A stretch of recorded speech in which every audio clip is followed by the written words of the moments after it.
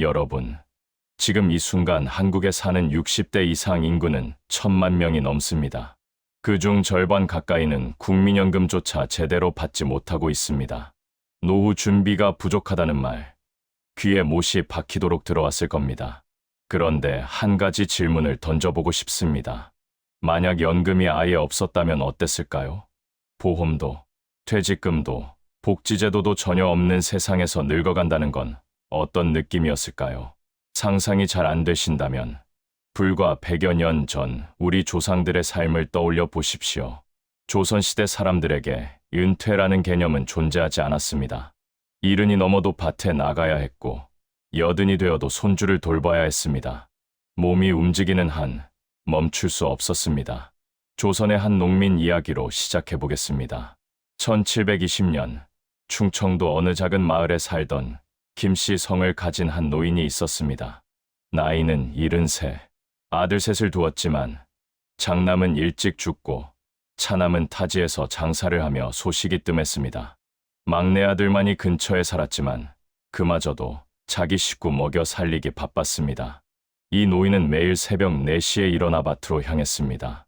허리는 구부러지고 무릎은 시큰거렸지만 손을 놓을 수 없었습니다. 왜냐하면 그가 일을 멈추는 순간 먹을 것도 멈추기 때문입니다.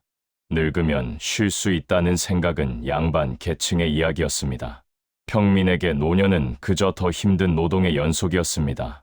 조선시대 인구 중 약 80%가 농민이었습니다. 이들에게 노후란 준비하는 것이 아니라 버티는 것이었습니다. 그렇다면 누군가 이렇게 물을 수 있습니다. 그래도 자식들이 있었잖아요. 자식이 부모를 모시는 게 당연했던 시대 아닌가요? 맞습니다. 그리고 동시에 틀렸습니다. 교세어는 분명 조선의 핵심 가치였습니다.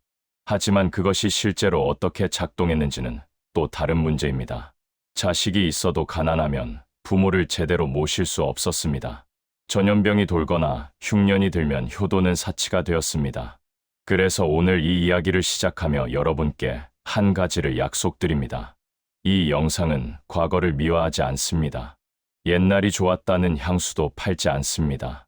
다만 우리가 지금 당연하게 여기는 국가의 보장, 제도적 안전망이 없던 시대에 사람들이 어떻게 늙음을 견뎌냈는지를 차분히 들여다봅니다.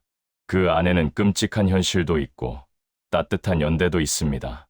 제도는 약했지만 관계는 촘촘했던 세계, 그 세계를 지금부터 함께 걸어가 보겠습니다. 조선시대를 살았던 사람들에게 가장 확실한 노후 대책은 무엇이었을까요? 답은 간단합니다. 자식입니다. 특히 아들, 그 중에서도 장남이었습니다. 장남이 부모를 모신다는 원칙은 법적으로도 사회적으로도 확고했습니다. 조선의 법전인 경국대전에는 부모 봉양 의무가 명시되어 있었고 이를 어기면 처벌받았습니다. 부모를 구타하거나 버리는 행위는 중범죄로 간주되었습니다. 그러나 법이 있다고 해서 현실이 따라오는 건 아니었습니다. 조선 후기 한 양반가의 편지 기록을 보면 이런 구절이 나옵니다. 아버님께서 병석에 누우신 지 석 달이 되었으나 아우는 한 번도 문안을 오지 않았습니다. 형편이 어렵다는 핑계만 늘어놓을 뿐입니다. 형제 간에도 부모 봉양을 두고 갈등이 잦았습니다. 장남이라는 이유로 모든 책임을 떠안아야 했던 이들은 원망을 품기도 했고 차남 이하 자식들은 나는 의무가 없다며 외면하기도 했습니다. 그렇다면 아들이 없는 경우는 어땠을까요? 딸만 있는 집안은 노후가 더욱 불안했습니다. 딸은 결혼하면 남의 집 사람이 되었고 친정 부모를 모시는 것은 제도적으로 인정받지 못했습니다. 물론 효심 깊은 딸들이 물질적으로 도운 경우는 많았지만 법적 의무는 없었습니다. 자식이 아예 없는 경우는 더 심각했습니다. 조선시대의 기록을 보면 무이무탁우이우토이라는 표현이 자주 등장합니다. 의지할 곳도 없고 기댈 곳도 없다는 뜻입니다. 이런 노인들은 마을 공동체나 국가의 구휼에 의존해야 했지만 그마저도 충분하지 않았습니다. 그럼에도 불구하고 대부분의 조선 사람들에게 가족은 가장 현실적인 노후 안전망이었습니다. 부모는 자식을 키우며 나중에 나를 돌봐줄 사람을 키운다는 생각을 했습니다. 자식은 부모에게 받은 은혜를 갚는 것이 당연한 도리라고 배웠습니다. 이것이 바로 효라는 이름으로 작동한 조선의 가족 기반 복지 시스템이었습니다. 하지만 이 시스템은 완벽하지 않았습니다. 첫째, 경제력이 뒷받침되지 않으면 효도는 불가능했습니다. 자식이 가난하면 부모도 굶주릴 수밖에 없었습니다. 둘째, 가족 내 갈등이 생기면 노인은 속수무책이었습니다. 며느리와의 불화, 형제 간 다툼은 노인을 고립시켰습니다. 셋째, 가족 구조가 무너지면 모든 것이 무너졌습니다. 전염병, 전쟁, 자연재해로 가족이 흩어지면 노인은 혼자 남겨졌습니다. 조선시대 한 문집에는 이런 글이 남아 있습니다. 자식이 있으나 가난하여 부모를 모시지 못하는 것과 자식이 없어 의지할 곳 없는 것 중 어느 것이 더 슬픈가? 나는 둘 다 같다고 본다. 가족이 곧 연금이었지만 그 연금은 언제든 끊길 수 있었습니다. 그렇다면 가족조차 없거나 가족에게 버림받은 노인들은 어떻게 살았을까요? 그들의 이야기는 더욱 무겁습니다. 조선시대에도 혼자 늙어가는 사람들이 있었습니다. 오늘날 우리가 말하는 독거노인과 비슷한 상황이었습니다. 하지만 그들이 느낀 두려움은 지금과는 차원이 달랐습니다. 병원도 없고 구급차도 없고 응급실도 없던 시대입니다. 누군가 옆에 없으면 밥도 제대로 먹을 수 없었고 아프면 그대로 죽음에 이를 수밖에 없었습니다. 1785년 전라도 어느 마을의 기록입니다. 박아무개라는 노파가 홀로 살다가 사흘 동안 방문을 열지 않았다. 이웃이 이상히 여겨 문을 열어보니 이미 숨을 거둔 지 오래였다. 시신은 굳어 있었고 방 안에는 아무것도 남지 않았다. 이런 기록은 조선 후기 각 지역 읍지에 적지 않게 등장합니다.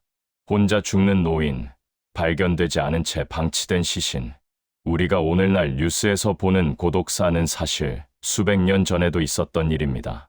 그렇다면 조선 사회는 이런 노인들을 어떻게 대했을까요? 일단 국가 차원에서는 환과고독관과 고도이라는 표현으로 이들을 구분했습니다. 환과는 늙은 호랍이, 과과는 늙은 과부, 고구는 어린 과, 독두은 자식 없는 노인을 뜻했습니다. 이들을 보호하는 것이 왕의 덕목이라고 여겨졌습니다. 그러나 보호한다는 원칙과 실제 구호는 달랐습니다. 조선 초기에는 재생원지 성유엔이나 활인서 호연수 같은 기관이 있어 노숙자, 병자, 빈민을 돌보려 했습니다. 하지만 재정 문제로 제대로 운영되지 못했고 실질적인 도움을 받는 사람은 극소수였습니다. 대부분의 독거노인은 마을 안에서 최소한의 자비에 의존해 살았습니다. 어떤 마을에서는 홀로 사는 노인에게 이웃들이 돌아가며 밥을 날라다 주었습니다. 또 어떤 마을에서는 공동창고에서 곡식을 조금씩 나눠줬습니다. 하지만 그것도 마을에 여유가 있을 때나 가능한 일이었습니다. 흉년이 들거나 전염병이 돌면 독거노인은 가장 먼저 버려지는 존재였습니다. 조선 후기 실학자 정약용은 이렇게 썼습니다. 가난한 노인이 병들어 누우면 자식조차 떠난다. 하물며 이웃이 돌보겠는가. 그들은 굶어 죽거나 병들어 죽거나 추위에 얼어 죽는다. 냉정하지만 현실적인 관찰이었습니다. 조선시대 독거노인이 가장 두려워한 것은 무엇이었을까요? 죽음 그 자체가 아니라 아무도 모르게 죽는 것이었습니다. 장례를 치러줄 사람이 없으면 귀신이 되어 떠돈다고 믿었습니다. 제사를 지내줄 자손이 없으면 저승에서도 외롭다고 생각했습니다. 그래서 많은 노인들은 살아있을 때 미리 자기 무덤 자리를 정하고 이웃에게 부탁을 해두곤 했습니다. 내가 죽거든 저 언덕에 묻어주게. 곡식 한 마리라도 제사상에 올려주게. 이런 부탁을 받은 이웃들은 대부분 약속을 지켰습니다. 그것이 인간으로서 마지막 예의라고 생각했기 때문입니다. 하지만 모든 독거노인이 그런 이웃을 만난 건 아니었습니다. 어떤 노인들은 정말로 아무도 모르게 사라졌습니다. 그들의 이름은 기록에도 남지 않았습니다. 그렇다면 조선 사회에는 이런 노인들을 돕기 위한 공동체적 장치가 전혀 없었던 걸까요? 아닙니다. 비록 불완전했지만 마을 단위에서 작동한 최소한의 안전망이 있었습니다. 조선시대 마을은 단순한 주거 공간이 아니었습니다. 생존 공동체였습니다. 국가의 손길이 닿지 않는 곳에서 사람들은 스스로 규칙을 만들고 서로를 도왔습니다. 그 중심에는 세 가지 제도가 있었습니다. 향약, 두레, 계입니다. 향약상유은 마을 단위의 자치 규약이었습니다. 조선 중기 이후 전국 곳곳에 퍼진 향약은 단순한 윤리 강령이 아니라 실질적인 공동체 운영 매뉴얼이었습니다. 그 안에는 이런 조항들이 들어 있었습니다. 늙어서 의지할 곳 없는 자는 마을에서 함께 돌본다. 병든 노인에게는 약과 음식을 나눈다. 장례를 치를 형편이 안 되는 집안은 마을 사람들이 돕는다. 물론 이 규칙들이 항상 지켜진 건 아닙니다. 하지만 최소한 이렇게 해야 한다는 공동의 합의는 존재했습니다. 경상도 어느 마을의 향약 기록을 보면 이런 내용이 나옵니다. 김아무개는 홀로 살며 병들어 움직이지 못한다. 마을 사람들은 매월 쌀 한 말씩을 모아 그에게 전한다. 이것이 우리 마을의 도리다. 이런 기록은 그 자체로 감동적이지만 동시에 씁쓸합니다. 왜냐하면 한 달에 쌀 한 말은 한 사람이 살기에도 빠듯한 양이었기 때문입니다. 그럼에도 마을 사람들은 자기 몫을 조금씩 덜어냈습니다. 두레는 농사철 노동 공동체였지만 그 이상의 의미를 가졌습니다. 두레에 참여할 수 없을 만큼 늙거나 병든 사람은 노동 대신 음식을 제공하거나 아이들을 돌보는 역할을 맡았습니다. 일을 할 수 없어도 공동체에서 배제되지 않도록 한 것입니다. 두레는 또한 위급한 상황에서 서로 돕는 네트워크였습니다. 집에 불이 나거나 가족이 갑자기 병들면 두레 조직이 움직였습니다. 노인이 홀로 사는 집은 특히 더 자주 살폈습니다. 개치는 조선시대 가장 실용적인 상호부조 조직이었습니다. 개는 일종의 비공식 보험이었습니다. 마을 사람들이 정기적으로 돈이나 곡식을 모아두었다가 누군가 어려움을 겪으면 그 자금을 사용했습니다. 개의 종류는 다양했습니다.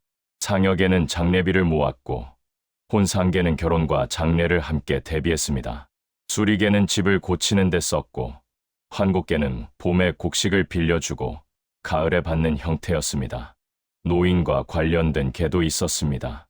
노인개는 일정 나이 이상의 노인들이 모여 서로의 생활을 점검하고 어려운 일이 생기면 함께 해결했습니다. 한 마을의 개 기록에는 이런 내용이 있습니다. 방 노인이 병석에 누웠다. 개원들이 모여 의논한 끝에 쌀 3말과 무명 2피를 내놓기로 했다. 또한 매주 한 명씩 돌아가며 방 노인의 집을 방문하여 안부를 묻기로 했다. 이런 기록은 따뜻하지만 동시에 불안합니다. 왜냐하면 이 모든 것이 선의에 의존했기 때문입니다. 법적 강제력이 없었고 마을에 여유가 없으면 작동하지 않았습니다. 실제로 조선 후기 흉년이 심했던 시기의 기록을 보면 개 조직이 무너지는 사례가 자주 나옵니다. 모두가 힘들 때는 나눌 것도 없었습니다. 그럼에도 불구하고 향약, 두레, 개는 조선 사회의 중요한 안전망이었습니다. 국가가 하지 못하는 일을 마을이 대신했습니다. 하지만 이것만으로는 부족했습니다. 마을의 힘만으로 감당할 수 없는 대규모 재난이 닥치면 국가가 나서야 했습니다. 그렇다면 조선의 국가는 노인들을 위해 무엇을 했을까요? 조선은 유교 국가였습니다. 유교의 핵심 가치 중 하나는 민본, 즉 백성이 근본이라는 생각입니다. 왕은 백성을 자식처럼 돌봐야 한다는 논리였습니다. 특히 노인, 어린이, 병자, 장애인처럼 스스로를 돌보기 어려운 사람들은 국가가 보살펴야 할 대상으로 여겨졌습니다. 이론상으로는 아름다운 이야기입니다. 하지만 현실은 복잡했습니다. 조선이 노인 복지를 위해 만든 대표적인 제도는 크게 3가지였습니다. 환곡, 진율, 그리고 양로연이었습니다. 환곡 관구은 일종의 곡식 대출 제도였습니다. 봄에 곡식이 떨어지는 춘궁기에 국가가 백성에게 곡식을 빌려주고 가을 수확 후 이자를 붙여받는 방식이었습니다. 이론적으로는 백성을 돕는 제도였지만 실제로는 많은 문제가 있었습니다. 첫째, 이자가 과도했습니다. 처음에는 10% 정도였지만 나중에는 3050%까지 올랐습니다. 가난한 농민들은 빚을 갚지 못해 더 가난해졌습니다. 둘째, 관리들의 부정부패가 심했습니다. 좋은 곡식은 빼돌리고 썩은 곡식을 나눠주거나 장부를 조작해 백성에게 더 많은 빚을 떠넘겼습니다. 셋째, 노인이나 병자처럼 농사를 짓지 못하는 사람은 환곡을 받아도 갚을 방법이 없었습니다. 결국 자식이나 친척이 대신 갚아야 했고, 그것이 불가능하면 집과 땅을 빼앗겼습니다. 조선 후기 실학자 이익은 환곡을 이렇게 비판했습니다. 환곡은 백성을 구제하려는 제도였으나 지금은 백성을 착취하는 도구가 되었다. 진율전 쉬운 재난 구호 정책이었습니다. 흉년, 전염병, 전쟁 등으로 백성이 굶주릴 때 국가가 곡식을 나눠주거나 죽을 끓여 먹이는 제도였습니다. 노인, 어린이, 병자는 우선 지원 대상이었습니다.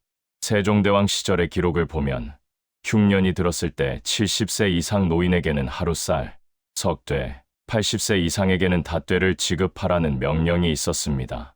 하지만 이것도 완벽하지 않았습니다. 일단 예산이 부족했습니다. 전국적인 대기근이 발생하면 국가의 곡식 창고도 바닥났습니다. 또한 지방 관리들이 제대로 집행하지 않으면 곡식은 백성에게 닿지 못했습니다. 조선 후기 한 지방 관리의 보고서에는 이런 구절이 있습니다. 굶어 죽는 백성이 늘고 있으나 창고에 곡식이 부족하여 모두를 구할 수 없습니다. 노인과 어린이만이라도 먼저 살리고자 하나 그마저도 여의치 않습니다. 진율 정책은 있었지만 실제로 얼마나 많은 사람을 살렸는지는 의문입니다. 양로연양 라이아는 왕이 노인을 초대해 잔치를 베푸는 행사였습니다. 일정 나이 이상의 노인, 특히 효행이나 절이로 이름난 사람들을 궁궐이나 관청으로 불러 음식과 선물을 주고 치하했습니다. 이것은 단순한 잔치가 아니라 노인을 공경하라는 상징적 메시지였습니다. 세종, 성종, 영조 같은 왕들은 양로연을 자주 열었습니다. 90세가 넘은 노인에게는 특별한 하사품을 내렸고 100세 노인은 직접 만나기도 했습니다. 하지만 이것은 극소수의 특권이었습니다. 양로연에 참석할 수 있는 노인은 대부분 양반층이었고 평민 노인은 거의 포함되지 않았습니다. 또한 1년에 몇 차례 열리는 행사일 뿐 일상적인 복지와는 거리가 멀었습니다. 조선의 노인 복지 제도는 이렇게 불완전했습니다. 국가는 노인을 돌봐야 한다는 명분을 내세웠지만 실제로 예산과 집행력은 부족했습니다. 제도는 있었지만 그것이 실제 노인의 삶을 얼마나 바꿨는지는 의문입니다. 그렇다면 노인들이 가장 두려워한 것은 무엇이었을까요? 가난도 문제였지만 더 큰 문제는 병이었습니다. 조선시대 노인들에게 질병은 곧 죽음을 의미했습니다. 현대의학이 없던 시대, 당뇨병, 고혈압, 관절염, 치매 같은 만성 질환은 치료할 방법이 없었습니다. 단순한 폐렴도 생명을 앗아갔고 골절은 평생 장애로 이어졌습니다. 조선에도 의료 제도는 있었습니다. 한양에는 내의원, 전의감, 계민서 같은 의료기관이 있었고 지방에는 각 고을마다 의원이 배치되어 있었습니다. 하지만 이런 제도의 혜택을 받을 수 있는 사람은 극소수였습니다. 한양의 의료기관은 주로 왕실과 양반 관료를 위한 것이었습니다. 일반 백성이 내의원에 가서 진료를 받는다는 것은 상상할 수 없는 일이었습니다. 계민서는 빈민을 위한 기관이었지만 실제로는 예산과 인력이 부족해 제대로 운영되지 못했습니다. 약재가 떨어지는 일이 잦았고 의원의 수도 턱없이 부족했습니다. 지방의 경우는 더 열악했습니다. 각 고을에 의원이 한두 명 배치되어 있었지만 그들이 담당해야 할 인구는 수천에서 수만 명이었습니다. 게다가 의원이 상주하지 않고 순회 진료를 하는 경우도 많았습니다. 민간에는 의원, 약방, 무당, 점쟁이가 섞여 있었습니다. 돈이 있는 사람은 사설 의원을 불렀습니다. 의원은 맥을 짚고 약을 처방했습니다. 하지만 진료비와 약값이 비쌌습니다. 평민이 감당하기 어려운 금액이었습니다. 가난한 사람들은 민간요법에 의존했습니다. 산에서 약초를 캐거나 마을에 경험 많은 노인에게 조언을 구했습니다. 때로는 무당을 불러 구슬하거나 부적을 붙이기도 했습니다. 이런 방법들이 효과가 있었을까요? 때로는 있었고 때로는 없었습니다. 하지만 다른 선택지가 없었습니다. 노인들이 가장 흔하게 겪는 질병은 무엇이었을까요? 관절염, 요통, 시력 저하, 청력 감퇴는 거의 모든 노인이 겪었습니다. 평생 농사일을 하며 혹사당한 몸은 늙으면서 빠르게 망가졌습니다. 조선시대 의서인 동의보감에는 노인병에 대한 기록이 상세합니다. 노인은 기혈이 쇠약하고 장부가 허약하며 추위와 더위를 견디기 어렵다고 설명합니다. 치매도 흔했습니다. 당시에는 망령왕 랭이라고 불렀습니다. 가족들은 망령든 노인을 돌보는 것이 큰 부담이었습니다. 약도 없고 요양시설도 없었기 때문입니다. 중풍, 즉 뇌졸중은 노인들이 가장 두려워하는 병이었습니다. 갑자기 쓰러져 반신불수가 되거나 말을 못하게 되거나 의식을 잃는 병이었습니다. 회복되는 경우도 있었지만 대부분은 죽거나 심각한 장애를 안고 살아야 했습니다. 병든 노인을 돌보는 것은 전적으로 가족의 몫이었습니다. 며느리가 시부모를 간호하는 것은 당연한 의무로 여겨졌습니다. 밤낮으로 옆에서 대소변을 받아내고 식사를 먹이고 몸을 씻겨야 했습니다. 이것이 몇 달이 아니라 몇 년씩 이어지기도 했습니다. 효부의 이야기는 조선시대 기록에 자주 등장합니다. 시부모가 병들자 손가락을 잘라 피를 먹였다는 이야기, 자기 살을 베어 약에 넣었다는 이야기들입니다. 이런 이야기는 감동적이지만 동시에 잔혹합니다. 그렇게까지 해야 했던 절박함, 그리고 그것을 미담으로 포장해야 했던 사회의 무게가 느껴집니다. 병든 노인을 돌볼 가족이 없는 경우는 더욱 비극적이었습니다. 혼자 사는 노인이 병들면 그것은 곧 죽음을 의미했습니다. 밥을 먹을 수도 없고 물을 마실 수도 없고 화장실에 갈 수도 없었습니다. 도움을 청할 곳도 없었습니다. 조선 후기 한 고을의 보고서에는 이런 내용이 있습니다. 독거 노인 이 아무개가 중풍으로 쓰러져 사흘 동안 움직이지 못했다. 이웃이 발견했을 때는 이미 숨이 끊어져 있었다. 병은 노인의 존엄까지 빼앗았습니다. 대소변을 가리지 못하고 제정신을 잃고 가족에게 짐이 되는 자신을 바라보며 노인들은 괴로워했습니다. 어떤 노인들은 스스로 목숨을 끊기도 했습니다. 가족에게 부담을 주지 않기 위해 혹은 더 이상의 고통을 견딜 수 없어서였습니다. 조선시대의 기록을 보면 스스로 목을 메어 죽었다는 표현이 자주 나옵니다. 그 이유를 명확히 밝히지 않은 경우가 많지만 노인의 자살은 드문 일이 아니었습니다. 병든 노인을 둘러싼 가족 내 갈등도 심각했습니다. 병간호가 길어지면 가족들은 지쳤고 경제적 부담도 커졌습니다. 형제들 사이에서 누가 더 많이 돌봤는가를 두고 다투기도 했습니다. 때로는 노인을 방치하거나 학대하는 일도 있었습니다.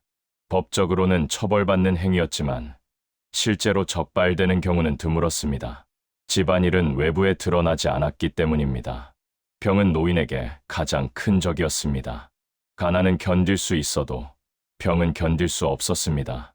조선시대 노인들은 건강할 때 최대한 일하고 건강을 잃으면 빨리 죽기를 바랐습니다. 그것이 자신에게도 가족에게도 나은 선택이라고 생각했습니다. 그렇다면 죽음은 어떻게 맞이했을까요? 조선시대 사람들에게 죽음은 끝이 아니었습니다. 죽음 이후의 세계가 분명히 존재한다고 믿었습니다. 그래서 어떻게 죽고, 어떻게 묻히고, 어떻게 기억되는가가 중요했습니다.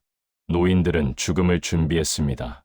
건강할 때 미리 자기 수의를 마련해 두거나 묘 자리를 정해 두었습니다. 자손들에게 유언을 남기고 재산을 나누는 방법을 정했습니다. 양반가의 노인들은 죽기 전 유서이 수를 남겼습니다.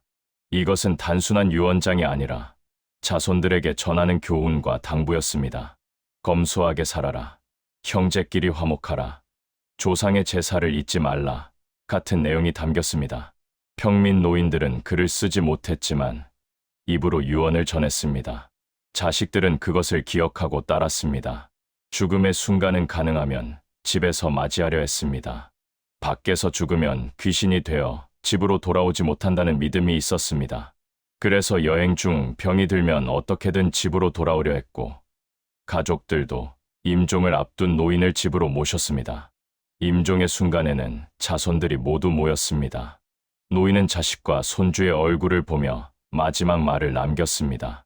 자손들은 울음을 참고 그 말을 들었습니다. 숨이 끊기면 초혼저혼이라는 의식을 했습니다. 망자의 옷을 들고 지붕에 올라가 아무개는 돌아오소서라고 3번 외치는 의식이었습니다. 혼령이 완전히 떠나기 전에 다시 돌아오기를 바라는 마음이었습니다. 장례는 가족의 가장 중요한 의무였습니다. 유교 예법에 따르면 장례는 3일장이 기본이었고 부모의 경우 3년상을 치러야 했습니다. 상주는 거친 삼배옷을 입고 고기를 먹지 않으며 술을 마시지 않았습니다. 하지만 이것은 여유 있는 집안의 이야기였습니다. 가난한 집은 3일장도 치르기 어려웠습니다. 관을 살 돈이 없어 멍석에 싸서 묻기도 했고 장지를 구하지 못해 아무데나 묻기도 했습니다. 혼자 사는 노인이 죽으면 상황은 더 심각했습니다. 이웃이나 마을 사람들이 나서서 장례를 치러주는 것이 일반적이었습니다. 앞서 말한 상여계가 이럴 때 작동했습니다. 개원들이 돈을 모아 관을 사고 함께 상여를 메고 묘를 파고 장례를 치렀습니다. 하지만 이것도 마을에 여유가 있을 때의 이야기였습니다. 흉년이나 전란 중에는 시신을 제대로 묻지 못하고 방치되는 경우도 있었습니다. 조선 후기 한 관리의 보고서에는 이런 내용이 있습니다. 흉년으로 굶어 죽은 자가 많은데 그 중에는 장례를 치르지 못한 시신이 길가에 버려져 있습니다. 독거노인의 시신은 더욱 방치되어 있으니 이를 수습하는 일이 시급합니다. 국가는 이런 경우를 대비해 일관이 관을 준비해 두기도 했습니다. 무연고 사망자를 위한 관이었습니다. 하지만 전국의 모든 사례를 처리하기에는 턱없이 부족했습니다. 장례가 끝난 후에도 중요한 것이 남았습니다. 제사였습니다. 조선 사람들은 죽은 후에도 제사를 통해 후손과 연결된다고 믿었습니다. 자손이 제사를 지내주면 저승에서도 편안하고 제사가 끊기면 외로운 귀신이 된다고 생각했습니다. 그래서 자식이 없는 노인들은 살아있을 때 양자를 드리려 했습니다. 양자가 없으면 제사를 지낼 사람이 없기 때문입니다. 어떤 노인들은 이웃이나 마을 사람에게 부탁했습니다. 내가 죽거든 1년에 한 번만이라도 제사를 지내달라고. 대부분의 사람들은 이 부탁을 지켰습니다. 그것이 인간의 도리라고 생각했기 때문입니다. 죽음은 개인의 끝이 아니라 가족과 공동체의 기억 속에 사는 것이었습니다. 조선시대 무덤에는 비석이 세워졌습니다. 양반가는 화려한 묘비를 세웠지만 평민의 무덤은 작은 돌 하나가 전부였습니다. 때로는 그것조차 없었습니다. 하지만 비석이 없어도 이름이 새겨지지 않아도 사람들은 기억했습니다. 저 언덕 아래 김 어르신이 묻혀 계시다. 저곳은 박 할머니 묘다라며 세대를 넘어 기억을 이어갔습니다. 죽음은 두려웠지만 완전한 소멸은 아니었습니다. 누군가의 기억 속에, 제사상 위에, 마을 어른들의 이야기 속에 남았습니다. 그것이 조선시대 노인들이 맞이한 죽음의 모습이었습니다. 지금까지 우리는 조선시대 노인들의 삶을 따라 걸어왔습니다. 연금도 없고 보험도 없고 병원도 변변치 않았던 시대. 늙어서도 일해야 했고 병들면 죽음을 각오해야 했던 시대. 가족에게 의지하거나 마을의 도움을 바라거나 국가의 구휼에 희망을 걸 수밖에 없었던 시대. 이 이야기를 듣고 나니 어떤 생각이 드시나요? 옛날은 정말 힘들었구나. 지금이 훨씬 낫다. 그래도 현대 사회가 낫다라고 생각하실 수도 있습니다. 맞습니다.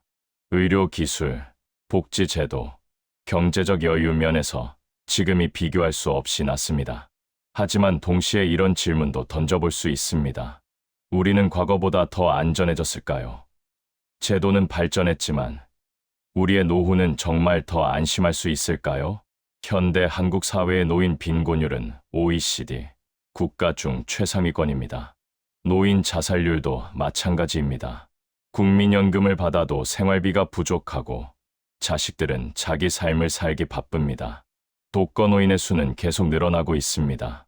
고독사는 이제 낯선 단어가 아닙니다. 조선시대에도 혼자 늙고 혼자 죽는 노인이 있었습니다. 그러나 그때는 최소한 마을이라는 공동체가 있었습니다. 이웃이 안부를 물었고 향약과 개가 작동했고 누군가는 마지막 순간을 함께했습니다. 지금은 어떤가요? 우리는 같은 아파트에 살면서도 옆집 사람의 얼굴을 모릅니다. 마을 공동체는 사라졌고 가족조차 흩어져 살아갑니다. 제도는 있지만 그것이 모든 사람을 포괄하지는 못합니다. 조선시대를 미화하려는 것이 아닙니다. 과거로 돌아가자는 말도 아닙니다. 다만 우리가 잃어버린 것이 무엇인지 생각해 볼 필요가 있습니다. 조선의 노인들은 제도에 의지하지 않았습니다. 아니, 의지할 만한 제도가 없었습니다.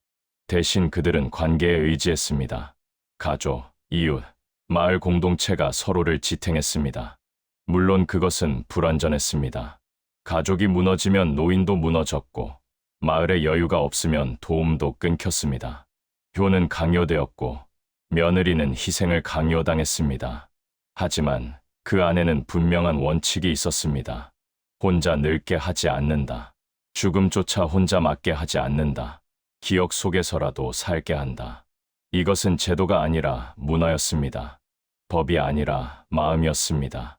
우리는 지금 제도는 있지만 문화는 약해진 사회에 살고 있습니다. 복지는 늘었지만 연대는 줄었습니다. 개인의 자유는 커졌지만 고립도 깊어졌습니다. 그렇다면 우리는 무엇을 해야 할까요? 첫째, 제도를 강화해야 합니다. 국민연금, 기초연금, 노인 돌봄 서비스를 확대해야 합니다. 이것은 국가의 책임입니다. 둘째, 관계를 회복해야 합니다. 가족, 이웃, 지역 공동체와의 연결을 다시 만들어야 합니다. 이것은 우리 모두의 과제입니다.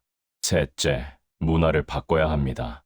노인을 짐이 아니라 공동체의 일원으로 바라보는 시선, 늙음을 두려워하지 않고 함께 준비하는 태도가 필요합니다. 조선의 노인들이 우리에게 던지는 질문은 이것입니다. 당신은 혼자 늙을 준비가 되어 있습니까? 당신 옆의 노인은 혼자 늙고 있지 않습니까? 당신은 누군가의 마지막을 함께할 준비가 되어 있습니까? 제도는 중요합니다. 하지만 제도만으로는 충분하지 않습니다. 조선시대 노인들은 제도 없이 관계로 버텼습니다. 우리는 제도와 관계를 모두 가질 수 있습니다. 문제는 우리가 그것을 선택하느냐 아니냐입니다. 나이가 들면 누구나 약해집니다.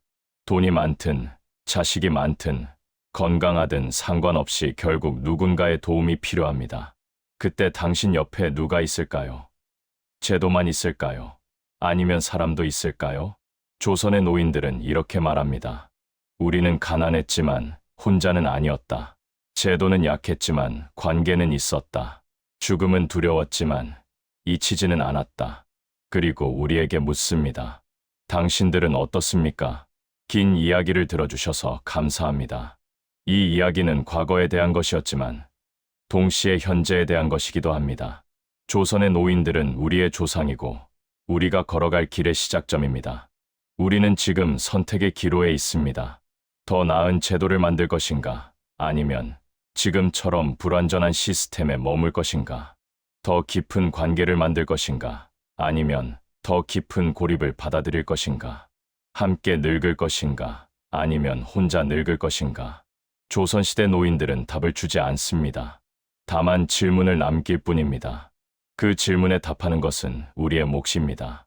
당신은 어떤 노년을 준비하고 있습니까? 당신은 누구와 함께 늙을 것입니까? 당신은 어떻게 기억되고 싶습니까? 이 질문들을 마음에 품고 오늘 하루를 살아가시기를 바랍니다. 긴 이야기 들어주셔서 다시 한번 감사드립니다.